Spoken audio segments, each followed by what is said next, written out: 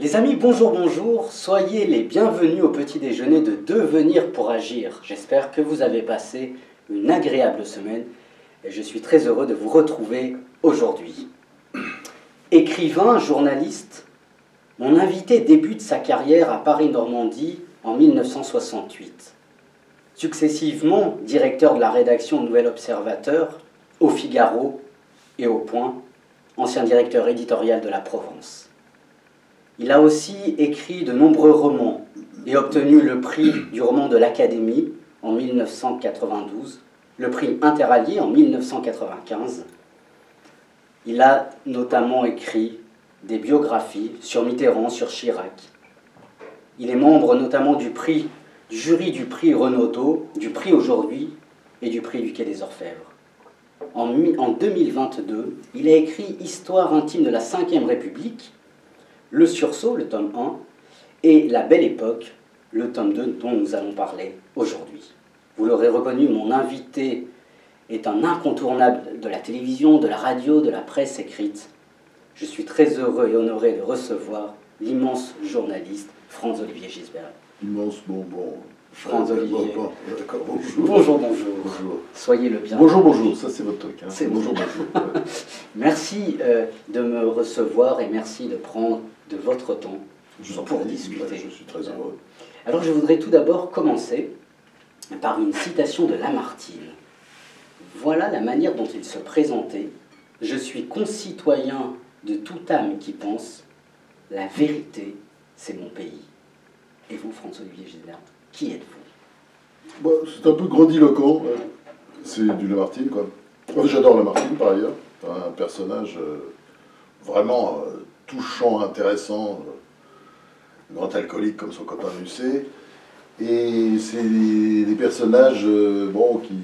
Voilà, j'adore son histoire des Girondins, mais la vérité est mon pays, ben oui, mais la vérité, on se rend compte qu'elle change aussi avec le temps. C'est ça, c'est très compliqué ce métier, si vous voulez. J'aime beaucoup le journalisme. Je suis tombé dedans quand j'étais petit. Je voulais pas être journaliste au départ, je voulais être écrivain, je voulais être romancier. C'est toujours la littérature qui m'a passionné. Quand j'ai commencé à lire à 9 ans, je me suis dit, enfin, à lire des livres sérieux, je me suis dit, ça y est, bon, je suis fait pour ça, c'est ça que je veux faire. Bon. Puis, par hasard, les choses de la vie ont fait que je suis retrouvé un jour faire un remplacement dans un journal et j'ai trouvé ce métier merveilleux. Donc j'adore ce métier. Mais c'est vrai qu'on traque la vérité, c'est-à-dire qu'on la cherche tout le temps. Et une fois qu'on l'a trouvée, c'est pas toujours tout à fait la vérité. Vous voyez, et ça, on découvre ça assez vite dans notre métier. Alors, je suis pas du tout relativiste, parce que je pense que voilà, on doit se battre, nous, pour avoir en tout cas la vérité qu'on peut trouver, mais une fois qu'on l'a trouvée, c'est pas forcément celle-là. Et j'ai appris auprès de, par exemple, Jean Daniel, qui était longtemps directeur du Nouvel Observateur, que c'est vrai qu'un bon journaliste change d'avis. Il doit pouvoir savoir changer d'avis. C'est compliqué, hein, parce que, bon, ça... La vanité en prend souvent un coup, l'orgueil aussi. Mais il faut savoir dire, bah oui, je me suis trompé, allez, on va sur autre chose. Vous voyez, donc il y a une espèce d'obligation d'humilité qui n'est pas tellement suivie par mes confrères journalistes, mais je pense que c'est un métier qu'il faut faire avec une certaine humilité. Alors bon, la vérité, mon pays, oui, c'est une formule comme ça, c'est joli, mais la vérité, qu'est-ce que c'est est-ce qu'elle ne change pas Je vais vous poser des questions sur la vérité, parce que vous avez répondu, mais on va approfondir la réflexion. Mais tout d'abord, quelle définition donnez-vous du journalisme et du journaliste? Bon, il y a plusieurs définitions. Disons, la définition un peu basique, c'est une forme de journalisme qui est un peu agressive d'ailleurs, mais c'est essayer de trouver justement les vérités, oui, avec des guillemets, qu'on veut vous cacher. Pour moi, c'est un peu ça l'essence même du métier, c'est-à-dire d'essayer de trouver ce qu'on ne veut pas vous montrer. Voilà, c'est toujours un peu ça.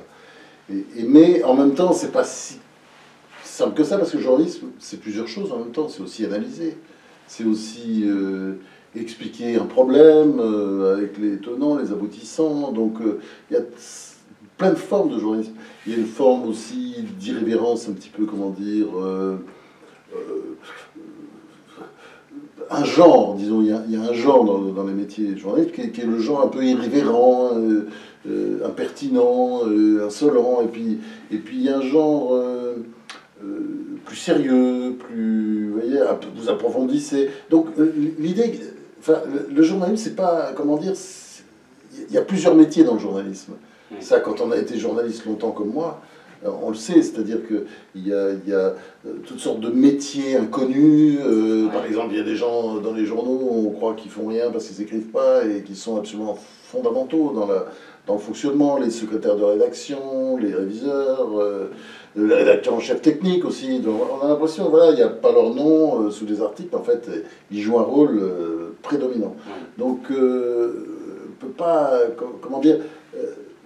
Je pense, je suis désolé de commencer comme ça, mais c'est vrai que moi, je pense par rapport à notre métier, il faut avoir un parti pris d'humilité. Ouais. D'humilité et voilà, on peut avoir le sentiment de trouver pardon, une vérité un jour, ça m'arrive souvent arrivé, et puis après, quelques jours après, on se rend compte qu'on s'est fait un peu avoir, que c'est pas tout à fait ça. Vous voyez. Donc, il ne faut pas hésiter à ce moment-là à faire un petit virage, aller dans l'autre sens. Moi, c'est toujours ce que j'ai essayé de faire. Mais si la vérité change continuellement, c'est qu'elle n'est pas stable. Et de ce fait, existe-t-elle vraiment? Y a-t-il une vérité journalistique? Oui, il y a une vérité, mais c'est pas tout à fait la vérité, vous voyez bien. Mais bien sûr, la vérité, c'est d'être toujours du côté des vaincus. Ça, c'est un truc de base dans tous les métiers, enfin, dans toutes les affaires, ce soit la politique ou la géopolitique. Je pense que c'est très important de toujours écouter les vaincus. C'est ceux qui ne parlent pas, ceux qu'on n'entend pas. Et c'est un parti pris, ceux qui vont perdre, ceux dont on sait qu'ils vont perdre, vous voyez. J'ai toujours eu j'ai toujours pris le parti des vaincus contre les vainqueurs, toujours. Mais c'est la meilleure façon de ne pas se tromper, même si on se trompe quand même, parce qu'il y a des vaincus abjects, bien entendu. Ça arrive aussi. Mais faut-il... En préparant cette interview, j'ai trouvé une citation d'Hubert Wolf-Ferry qui souligne le journalisme, c'est le contact et la distance. Oui, c'est très juste. La prise de recul c'est le fondateur du Monde, qui était un peu fasciné par le nazisme, il faut dire, qui était un peu pétainiste aussi à notre époque. Ça, c'est que, bon, c'est le Monde, quoi, vous voyez, c'est une grande institution, mais bon, elle donne des leçons à tout le monde, mais il aurait pu s'en donner à lui-même. Mais c'est vrai, quand il parlait du journalisme, notamment cette phrase est très juste. C'est-à-dire qu'il faut avoir le contact. C'est-à-dire, si vous faites le journalisme tout seul dans votre... Je sais qu'il y a une théorie aujourd'hui assez répandue, ça c'est Louis Plenel et compagnie, qui dit qu'en général, par exemple, il ne faut pas voir les gens dont on parle. Enfin, uniquement en politique, je ne sais pas pourquoi, parce que la restauration, dans les sports, vous pouvez les voir, mais non, absolument pas en politique. Donc, parce que sans doute on a peur d'être séduit, ou on a peur de... On n'a pas confiance en soi. C'est-à-dire, moi, c'est vrai que j'ai aucun problème à voir n'importe qui tout le temps. Et je pense que c'est ça le journalisme, c'est d'aller voir les gens. Et d'avoir un bon contact. Vous voyez, moi, quand j'étais jeune journaliste, j'ai toujours pris soin, quand j'allais voir que ce soit des acteurs, des politiciens, des syndicalistes, des grands patrons, enfin de toutes sortes de gens, je prenais soin toujours d'essayer de qu'est-ce que je vais lui raconter. Vous voyez, ça c'est le contact. C'est-à-dire de faire en sorte... souvent le journaliste, c'est un pansement, a pain in the neck, comme on dit en anglais. C'est-à-dire un type qui va vous poser des questions qui vous ennuient, vous avez envie de parler d'autre chose, vous intéressez à la vie, et puis... Bon, donc il faut penser toujours à ça. Ça c'est le contact. Et puis, et ça je suis d'accord avec Bovary là-dessus complètement. Et de l'autre côté, il y a très juste la distance. C'est-à-dire il ne faut pas se laisser séduire. Vous voyez, enfin, on peut être séduit d'ailleurs, ça c'est pas vrai, parce que moi ça m'arrive souvent d'être séduit et après je peux être vache, parce que c'est le rapport qu'on peut avoir avec la vérité, c'est-à-dire cette personne est bien, mais là, bon, là elle a tout faux, et donc il ne faut pas hésiter à l'écrire. Donc il y a une espèce de va-et-vient permanent, et c'est un métier cruel. C'est-à-dire que souvent, ça m'est arrivé d'avoir des amis sur lesquels j'écrivais, même quelqu'un qui était un politique important, j'aimais beaucoup, personnellement. Bon, je sais que j'ai fait un article qui m'avait rendu fou. Parce qu'on me l'a dit, ça m'a rendu fou. Ah non? Non, il m'a pardonné, mais il était hystérique, il a hurlé pendant une journée entière. On m'avait dit surtout, ne va pas le voir pendant quelques temps, après il a oublié d'ailleurs. Mais, parce qu'il y avait des petits détails personnels qui l'ont énormément blessé. Vous voyez, et que j'avais écrit parce que je trouvais qu'ils étaient importants et pertinents dans le cadre du portrait. Donc il y a une forme de cruauté, c'est important ça.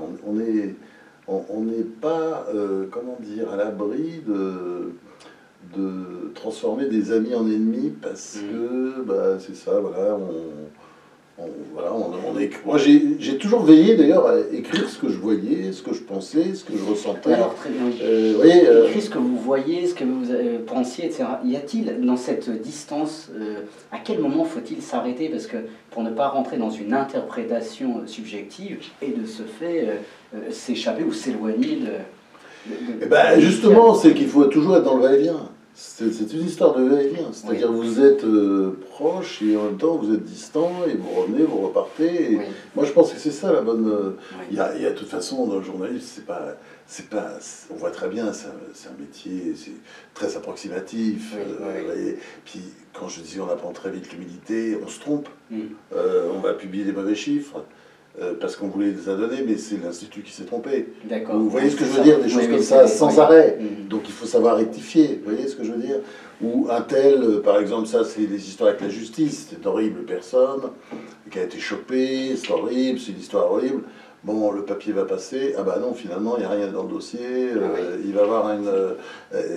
enfin, comment dire, il va être blanchi, innocenté, et bon, à ce moment-là, en général, les journaux oublient d'ailleurs de mettre en grand, bah oui, il a été blanchi. Donc, si vous voulez, le métier nous apprend vite à, non pas la prudence, parce que je pense qu'il faut pas, c'est pas un métier où il faut être trop prudent. Enfin, la vérification, c'est sûr, il faut vérifier. C'est autre chose.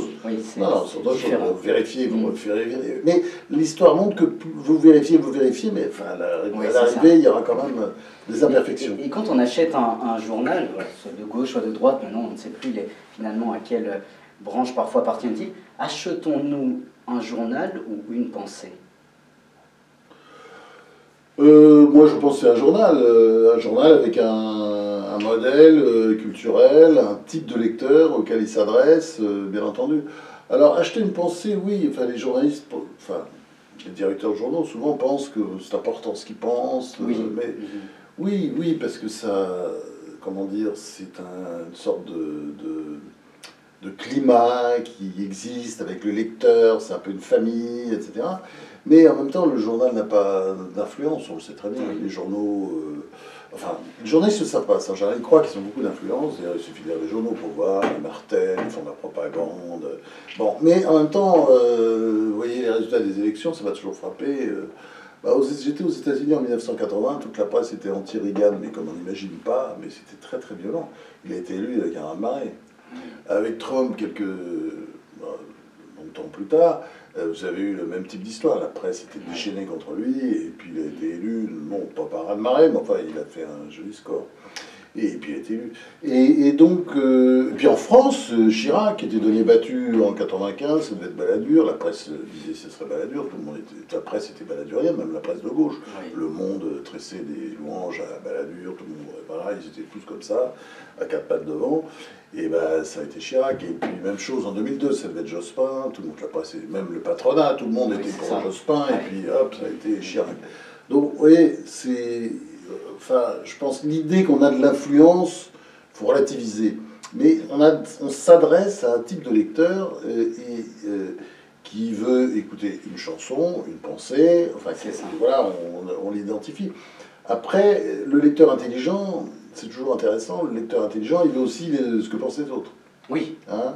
Par exemple, un journal comme Le Point, vous aurez très facilement le point de vue du journal, vous l'avez dans les éditos, c'est en gros à peu près ce que peuvent penser les gens, même s'ils pensent différemment, les éditorialistes.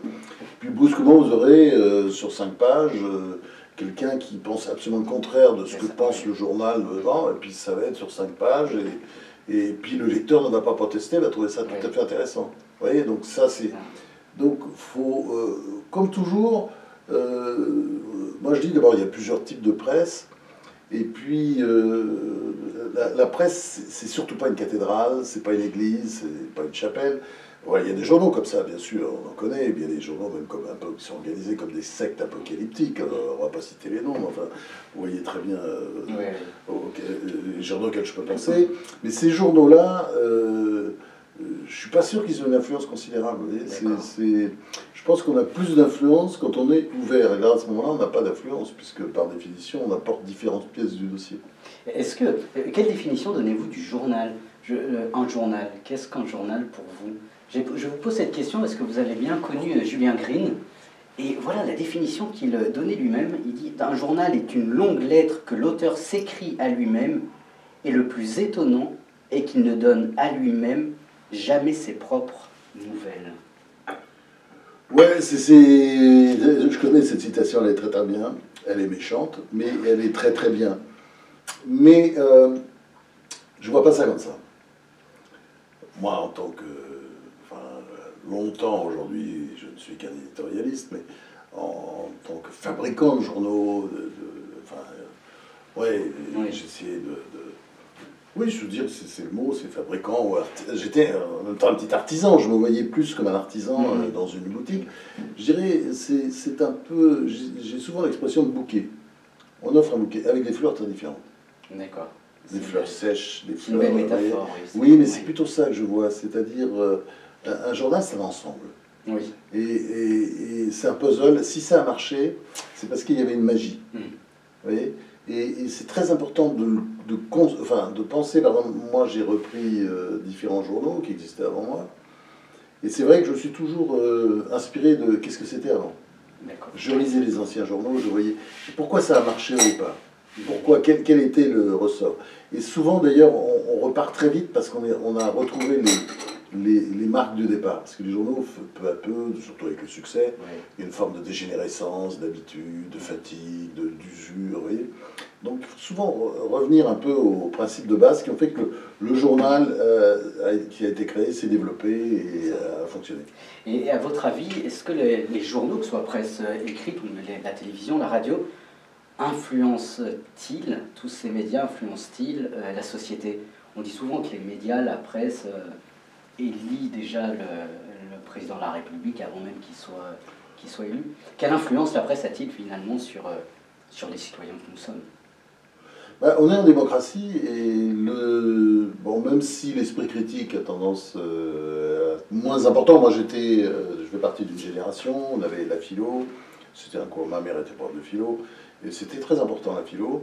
Et qu'est-ce que nous apprenait en philo? C'était principalement l'esprit critique. Oui. Je dirais que c'est moins le cas aujourd'hui. Mais comme je le disais tout à l'heure, moi j'ai toujours été frappé de voir que des candidats qui avaient toute la presse contre eux, d'une certaine manière, ont joué et ça les favorisait. Oui. Donc ça, il y a plein d'exemples aux États-Unis, mais il y a des exemples aussi en France. On voit très bien que c'est pas absolument fondamental. Plus un candidat est soutenu, disons, les soutiens médiatiques ne sont pas proportionnels au nombre de voix qu'il va récolter. C'est ça. C'est ça, c'est clair. Et regardez, par exemple, la NUPES était très soutenue par toute une partie de la presse avant les législatives. Bon, on ne peut pas dire qu'ils ont fait un score extraordinaire. Donc, vous voyez, ça n'empêche pas. C'est pas parce que les journaux soutiennent que les électeurs suivent.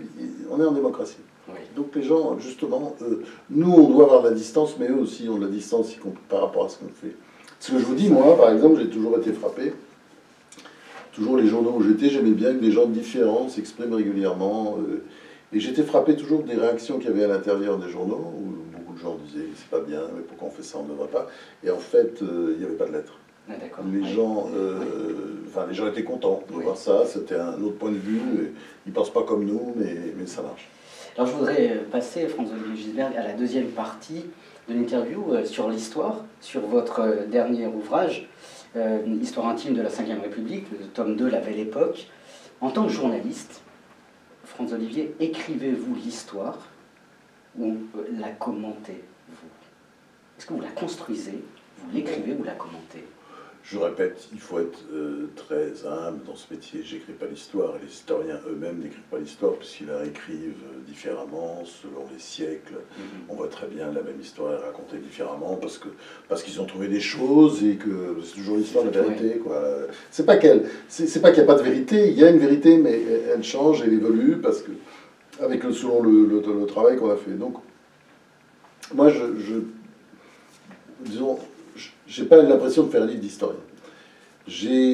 D'abord, il faut bien voir, moi, la base de tout, je suis comme romancier, j'ai écrit énormément de romans, beaucoup de succès avec La cuisinière d'Himmler, il y a eu Belle d'amour récemment, il y avait Un très grand amour, il y a eu Le Schmock, qui était... enfin, tous ces livres-là ont très bien fonctionné. Et puis j'ai un petit chouchou aussi qui s'appelle L'arracheuse de dents, dans tous ces livres-là, à commencer par La cuisinière d'Himmler, qui s'est vendu un peu partout dans le monde. Bon, c'est des livres, comment dire, où j'ai dit des choses. La cuisinière d'Himmler, en fait, c'est l'histoire du XXe siècle. Oui. Racontée de manière extrêmement sardonique. Vous voyez ce que je veux dire? Mais c'est pas un livre d'historien, c'est un roman. C'est un roman, mais vous savez, à travers le roman, vous dites des choses. Et qu'est-ce que je fais avec La Belle Époque, là, le 3e tome qui va sortir, Tragédie française, et puis le 1er tome qui était autour du sursaut, c'est-à-dire en fait c'est la période de Gaulle, là, quand il a refondé la France. Écoutez, moi j'ai vu ça plus comme un travail de mémorialiste, c'est-à-dire, moi je raconte ma vie, je raconte celle des autres avec mon petit prisme personnel, donc c'est pas un travail d'historien, il n'y a pas d'objectivité, aucune objectivité, d'abord c'est pas l'histoire intime. Donc déjà, ça s'appelait Histoire de la 5e. On pourrait dire c'est un travail historien, l'histoire intime. L'histoire intime, ça veut dire je mets intime, intimité des uns, intimité des autres, mon intimité à moi, etc. Donc par définition, c'est extrêmement subjectif. Vous savez, le métier de journaliste, c'est pas le métier d'historien, qui n'est lui-même pas le métier de romancier. J'ai découvert ça parce que j'ai fait tous ces métiers. Et je sais que par exemple l'écriture du roman n'a rien à voir avec celle du journaliste. Pourquoi? C'est très simple, je vais dire. Comme journaliste, j'ai augmenté ma capacité, ma production, ma productivité de manière incroyable je sais pas, en 10 ans. Quand j'ai commencé le métier, je faisais 1200 signes à peu près, c'était une page par heure. Ah oui. Donc pour faire un article d'une page, ça mettait 4 heures. Voilà. Bon. Quelques années plus tard, j'écrivais 5000 signes à l'heure. Enfin, ça va très vite. Et je pouvais même monter un peu plus. C'est-à-dire, vous voyez, à un moment donné, c'est Julien Rienne que vous citiez tout à l'heure, c'est la pensée vole, les mots vont à pied, vous voyez, donc vous êtes en retard, vous voyez, vous avez beaucoup de mal à suivre votre propre pensée tellement ça va vite. Donc, si vous voulez, ça c'est le journalisme. J'écris des romans depuis longtemps, la productivité c'est toujours la même. Je fais, en restant sur mon fessier, jusqu'à ce que j'ai fait les quelques pages que je veux écrire, c'est-à-dire en fait c'est 4000 signes, c'est 3-4 pages, et ben je produirai jamais plus. C'est-à-dire je peux me dire, peut-être à la fin des livres, des romans, on arrive, parce qu'on veut connaître la suite, on est un peu excité, etc. Bon, la productivité peut augmenter, mais elle n'augmente pas beaucoup. Vous voyez, donc avec le temps, j'ai progressé, parce que ça montre très bien que le journalisme est une technique. Oui. C'est absolument une technique. Dans le roman, il y a l'inspiration. Et dans le travail de romancier, alors c'est encore un truc tout à fait... d'historien, comme vous dites, enfin, si tant est que l'histoire intime, la 5e, soit de l'histoire, comme je vous disais tout à l'heure, question que je me posais tout à l'heure. Là, c'est encore différent. Parce qu'il faut vérifier tout le temps en permanence. Alors, on est plus proche du travail journalistique, c'est-à-dire, oui, ça, mais est-ce que c'était ça? Est-ce que c'est son nom? Est-ce que j'ai bien vu ça? Par exemple, dans le 3e tome qui sort là, j'ai quelque chose qui m'a beaucoup frappé. Quand Mitterrand est mort, j'avais l'impression d'être allé, parce que j'étais averti très en avance, j'avais l'impression d'être allé le voir et de l'avoir embrassé sur le front. Bon, ce que j'ai fait avec mes parents, ce que je fais. Bon. Mitterrand, j'avais des relations très compliquées avec lui, des hauts et il y a eu beaucoup de bas. Mais bon, c'était quelque chose de naturel que je l'ai fait. J'étais sûr de ça. J'ai écrit ça d'ailleurs, enfin les souvenirs que j'avais. Et puis, à un moment donné, j'ai vérifié. Quand même, je me suis dit, il faut regarder. Je tenais mon journal à cette époque. Puis j'ai vu, ben non. Je n'y suis pas allé le jour même, j'y suis allé le lendemain, parce que le jour même, je faisais le bouclage du Figaro. Et il y avait un numéro spécial sur Mitterrand, donc j'étais au four, au moulin, j'ai travaillé comme un chien pour qu'on fasse un bon journal. Et puis le lendemain, j'avais le temps, j'y suis allé le lendemain matin, le cercueil venait d'être fermé. Donc, vous voyez, Ah oui. donc les souvenirs, on les fabrique. On n'a pas. Et c'est peut-être la force d'ailleurs de cette histoire intime, c'est que sur beaucoup de points, j'étais. J'écrivais mon journal. Je pense que j'en ferai. De toute façon, c'est pas des trucs à publier, c'est pas très intéressant. Mais je sais que ça m'a aidé beaucoup là, parce que j'ai vérifié des détails. Vous voyez, moi, j'étais absolument sûr à 100% d'avoir fait le petit bisou. Bah non, j'ai pas fait. J'ai pas fait puisque j'ai écrit que j'arrive, le cercueil vient d'être fermé. Je suis tout seul pratiquement dans la chambre avec lui, mais le cercueil est fermé. Mais alors dans la belle époque, quel est ce... Parce que c'est quand même un devoir de mémoire. Vous écrivez pour que l'histoire, que les jeunes, les étudiants se rappellent de l'histoire. Quel est le but finalement de cette trilogie, enfin, écoutez, ouais, cette trilogie, c'est un énorme travail. Il y en aura peut-être d'autres après, d'ailleurs. C'est un énorme boulot. C'est très long. J'en ai bavé beaucoup. Écrire. J'écris plus les romans dans la joie, vous voyez, ce genre de travail, parce que vous êtes lesté par la réalité, oui. Les boulets de la réalité, justement, il faut vérifier, est-ce que ça s'est bien passé comme ça, est-ce que c'est ça, est-ce que... se méfier sans arrêt de ces souvenirs. Et comment dire, j'ai pas... c'est pas une édification des nouvelles générations, c'est plutôt, je pense qu'il y a une question que les Français se posent, les jeunes, je le vois parce que je fais des conférences dans les lycées de temps en temps, j'aime beaucoup ça. Et je vois qu'il y a quand même les Français, il y a un petit sentiment de déclassement dans ce pays, assez fort. Déclin, j'aime pas tellement ce mot, parce que ça fait très longtemps qu'on est en déclin, si vous regardez. Il y avait Oswald Spengler qui a écrit Le déclin de l'Occident en 1920, vous voyez, donc ça va, ça fait tout ça, on en parle depuis très longtemps. Déjà, il y avait un mouvement décadentiste à la fin du 19e siècle, avec des grands auteurs comme Baudelaire et compagnie. Donc tout ça, si vous voulez, c'est bon, c'est vrai. C'est comment dire, ce sont des vieilles ressuscitées. En revanche, il y a quelque chose phénomène d'espèce d'accélération. Et au fond, je me souviens quand l'éditeur qui a eu l'idée que je fasse ces livres, c'est une bonne façon d'utiliser tout ce matériel qui était dans des malles que je n'utilisais pas, qui est l'historien Anna Levy. Quand il m'a parlé de ça, je me souviens, je me dis ouais, c'est intéressant. Il me dit ouais, parce que ouais, il m'a dit mais oui, parce que tu as vu tout le monde, tu connais tout le monde, tu as vu les uns, les autres, etc. Ouais, et puis je me suis dit, je me souviens lui a dit mais ouais, en fait, il y a un truc qui turlupine, comme plein de gens, c'est comment on en est arrivé là. Et si vous voulez, c'est un peu la question qui revient, c'est pas récurrent dans le bouquin, mais en fait, je pense que ça donne aussi des clés. Ça donne des clés. Bon, la France, c'est un pays qui s'était effondré quand De Gaulle arrive au pouvoir en 1958. Il arrive, il y a une guerre civile, il y a l'histoire de l'Algérie, avec les partisans de l'Algérie française. Bon, il règle le problème, à la dure, à la De Gaulle, un peu voyou, menteur, mais bon, il règle le problème, et surtout, il remet la France debout, et tout repart. Voilà, la France est ressuscitée. Bon, ça continue avec Pompidou et Giscard, parce que ce sont les disciples, les assassins du général, mais en 69, le référendum, ils ont tout fait pour que sa foi pour le général, qui a démissionné après avoir perdu son référendum, en 69, donc, qui est mort l'année suivante. Et c'est ça, vous voyez, le ressort, c'est mais comment on est arrivé, mais qu'est-ce qui s'est passé? Parce qu'en fait, on est retombé. Et ça, c'est pas une histoire de droite, de gauche, les deux s'y sont mis, c'est la gauche qui a commencé à planter tout, mais enfin à planter avec les réformes économiques de 80 qui ont été un désastre. Après, la droite a continué, la gauche, la droite, on s'est endettés les uns les autres, enfin bon, bref. Et vous avez un sentiment comme ça d'affaissement. Et donc c'était ça plutôt mon idée, l'affaissement qu'on ressent. Alors quand on est jeune, on ne sait pas, parce qu'on n'a pas vécu avant, mais les parents vous le disent quand même.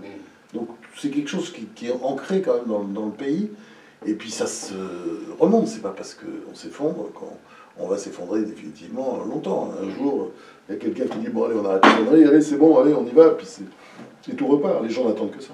Et alors, ce sera ma dernière question, malheureusement. Que répondez-vous à Balzac? Il souligne, j'aime beaucoup cette citation, il dit qu'il y a deux histoires, l'histoire officielle, menteuse, puis l'histoire secrète, où sont les véritables causes des événements. Vous situez où? Oui, alors ça, dans c'est cette, une vision, on peut considérer un peu complotiste, c'est-à-dire que, bon, tout se fait par des sortes de complots. Oui, mais il y a quelque chose avec lequel je serais assez d'accord, c'est que la vérité officielle, c'est la vérité des vainqueurs, et l'autre vérité, qui est celle des vaincus. Donc, ce qui montre que, vous voyez, il y a toujours... ce qui montre que ce métier, si vous voulez, on n'a jamais fini avec une histoire. Et j'ai été frappé quand je faisais des biographies au début, de voir à quel point j'avais tellement travaillé et au fond, j'étais pas sûr d'avoir trouvé la vérité sur l'homme. J'ai découvert aussi, en lisant des papiers sur moi ou des livres, que bon, ben voilà, c'était pas, je pense pas que c'était ça. Même c'était pas des bouquins, des articles vaches. Enfin, de temps en temps, ça m'arrivait d'en avoir, mais pas des portraits, vous voyez. Et donc, vous voyez, on n'a jamais fini, quoi. Il faut toujours, oui, il faut toujours recorriger, retravailler.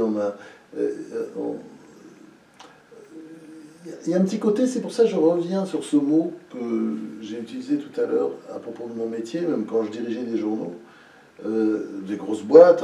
J'ai fait ça pendant plus de 30 ans quand même. J'étais patron, quoi, le patron, le truc, je faisais tout au four, au moulin, etc. Et ben, je me voyais comme artisan. Et c'est ça, au fond, c'est un métier d'artisan, je crois qu'il faut le faire comme ça, avec modestie. Magnifique. On n'est pas, vous voyez, sur son phare, en train de donner la lumière au bateau qui risque de s'échouer. On est un petit artisan. Un artisan. Écoutez, vous faites une belle transition, parce que, alors déjà, je vous remercie de m'avoir consacré de votre temps et cette belle réflexion sur le journalisme. Et je voudrais terminer par une citation de l'écrivain Jean-François Saumin, qui souligne « Les journalistes, ils s'occupent des choses qui passent et disparaissent. Les écrivains sont des journalistes de l'éternel. » C'est pour les journalistes de l'éternel, finalement, qui passent, qui continuent oui, alors, leur travail. L'idée que... Non, mais attendez. La contradiction entre les deux, moi je vous l'ai bien dit, c'est pas le même métier, c'est pas la même façon de travailler. Bon, en même temps, l'idée que le journaliste est dans l'éphémère, bon, ça va de soi. Mais il ne veut pas le savoir, donc il pontifie un peu, parce qu'il veut surtout, voilà, il ne veut pas regarder la réalité en face, mais enfin, c'est vrai que, bon, il ne fait que passer. Mais l'écrivain aussi, enfin, par rapport à l'histoire de la planète, enfin, faut pas exagérer. Est-ce que tout ça va durer? Enfin, tout ça, faut quand même... Attendez, quand, je sais pas, j'entendais Solers, je me souviens, Philippe Solers, qui écrivait, et qui disait souvent, voilà, c'est une façon de se prolonger dans le temps, écrire, mais enfin, bon, ça va, vous voyez, le nombre d'écrivains qui tombent au purgatoire dès leur mort et qui n'en sortent jamais, c'est quand même assez considérable. Donc c'est pas ça, moi je pense pas que... La différence entre nous, c'est plutôt, on ne fait pas le même métier, on n'écrit pas de la même façon. Après, je pense qu'hélas, toutes les histoires humaines se terminent de la même façon. Et je pense que quand on est écrivain, on est appelé à avoir le même sort que les journalistes.